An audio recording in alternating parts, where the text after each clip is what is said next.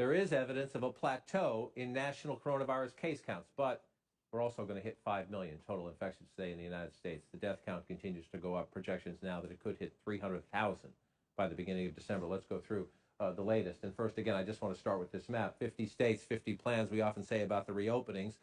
Just a couple weeks ago, we had 38 states trending up. Only 6 states trending up on this Sunday. That means more cases this week than the previous week. You see them here, Hawaii among them down there. Only 6 trending up. We have 19 states holding steady, 25 where this week's coronavirus numbers are lower than last week's coronavirus numbers. So that is a reason for some, emphasis on some, optimism. But when you look at the case curve, you see we were down here, 17,000 cases, 17,355 on June 1st, but then began the summer surge up to a high just shy of 80,000 cases on July 16th. Now we are down to about 56, but still pretty stubborn high case count, daily case count, right around 60,000. So let's start right there, and let's bring in our doctors to share their expertise with us. Dr. Megan Ranney is an emergency room physician affiliated with Brown University. Dr. Ashish Jha, the director of the Harvard Global Health Institute. Dr. Jha, to you first. We talked about this for months now. At what point can we say we have this virus under control?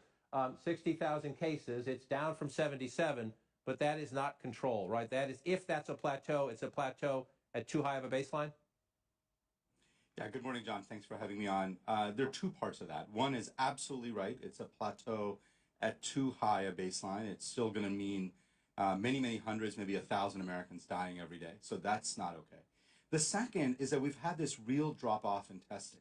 So if you look at a state like Texas, where cases have come down, testing has come down even more. And their percent of their tests positive are rising. So I worry that some of it is just we're missing more cases than we were a couple of weeks ago because our testing infrastructure is really starting to buckle under pressure. Right, and let's show people that very point, Dr. Jha and Dr. Ranney, as we go through it, because you see the death curve right now, and we've all lived through this. Even as case counts go down, the death indicator is a lagging indicator. So the death count stubbornly high, above 1,000 for, look, you go back more than a week now, it's getting close to 1,400 sometimes. And then to Dr. Jha's point, the national positivity rate still very high. Remember, New York is down around 1% now. That used to be the epicenter. The national positivity rate above 8%, meaning 8% of the people who take a test are coming back positive. Way too high. It means you don't have the virus under control. But to Dr. Jha's point, Dr. Ranney, 29 states said the testing rate was down last week compared to the week before. 29 states going down, meaning fewer tests, and yet, look at all these states, the clear overwhelming majority of states where the positivity rate is up.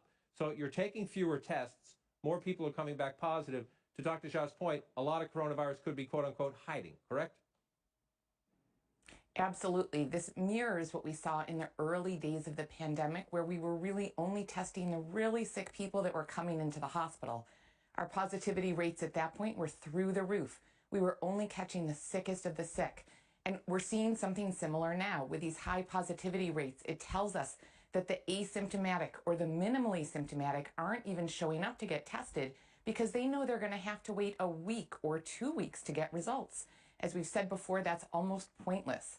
Add on to that, of course, also the tropical storm that affected many of our southern states this past week, including much of the Northeast. That may also explain some of the drops in testing. But at the base of it, I think, is that people know that there's really no point to showing up at these drive-through or walk-in testing centers because they're not going to get actionable information, which is what they would be searching for. It's on us to have a national strategy to create that testing infrastructure that Dr. Jha talked about. Testing anywhere in the world.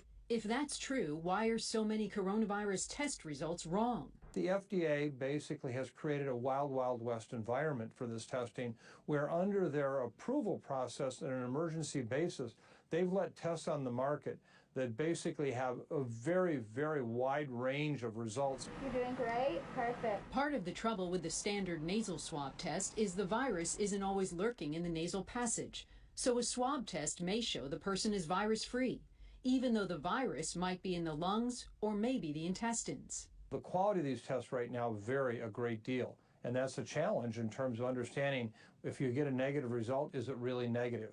Other factors that could affect the accuracy of the test include the stage of the disease. A Boston pathologist tells CNN there's a window of about 1 week to catch the virus. Human error in administering the test and how the swab is transported may also lead to a false negative.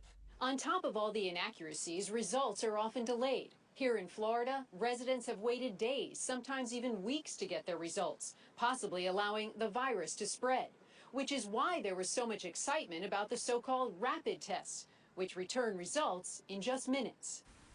There are several rapid tests on the market, but the president touted this one in March. The FDA authorized a new test developed by Abbott Labs that delivers lightning-fast results in as little as 5 minutes. That's a whole new ballgame. Trouble is, Abbott's ID Now rapid test, which is used at the White House, has proven to be less accurate.